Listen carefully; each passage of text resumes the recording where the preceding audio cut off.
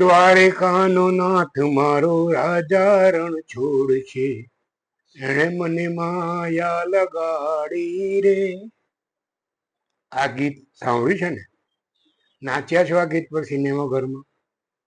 મિત્રો, ગુજરાતી સિનેમા માટે બહુ જ મોટા અને આનંદદાયક સમાચાર એ છે કે લાલોની ધડબડાટીએ વર્લ્ડ વાઇડ 92 કરોડનું બોક્સ ઓફિસ કલેક્શન કરી લીધું છે અને કદાચ આગામી સપ્તાહમાં આ ફિલ્મ 100 કરોડી ક્લબમાં પહોંચશે.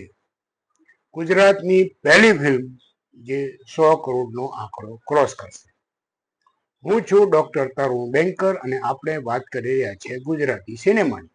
મેરે પાસ સિનેમા આવવા દે. આજે આ ફિલ્મ રિલીઝ થઈ રહી છે.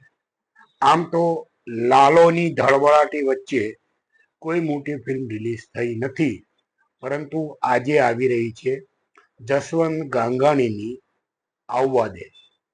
વાત છે યુરોપ બેઝ ગુજરાતી સંગીતકાર જયમીન અને નાના ગામની છોકરી જાહ્નવીની. એક પ્રસંગે બંને મળે અને પછી શરૂ થાય એક સંબંધ, તેની વાર્તા. લાગણીઓ અને સ્વશોધની સંગીતમય યાત્રા એટલે આવવા દે. ફિલ્મના મુખ્ય કલાકારો છે પરીક્ષિત તમાલિયા, કુંપલ પટેલ, હેમંત ખેર, સોનાલી લીલે દેસાઈ અને બીજા ઘણા બધા. ફિલ્મના લેખક દિગ્દર્શક છે નિહાર ઠક્કર. આ ફિલ્મ આજે રિલીઝ થઈ રહી છે. હવે ગુજરાતી સિનેમા અંગે મારા મનની વાત. મિત્રો, લાલોની સફળતાનો આનંદ બધાને છે અને હોવો જોઈએ. લાલોની સફળતાના પગલે હરખાવવું જોઈએ, પરંતુ લલચાવવું જોઈએ નહીં. કેમ?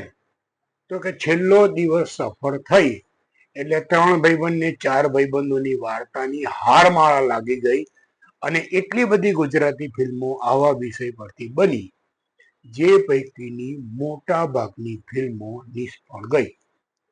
લાલોની સફળતા પછી હવે આ દિશામાં ટ્રેન્ડ ન થાય એની સર્જકો અને ખાસ કરીને નિર્માતાઓએ કાળજી રાખવી પડશે.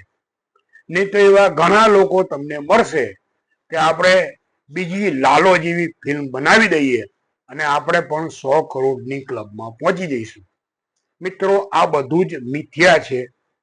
મારી દ્રષ્ટિએ થોડા દિવસે જોયેલા સપના છે.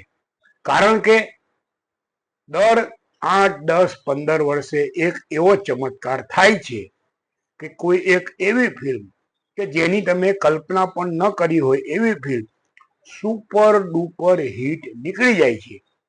વર્ષો પહેલા જય સંતોષી માએ આવો જાદુ કર્યો હતો.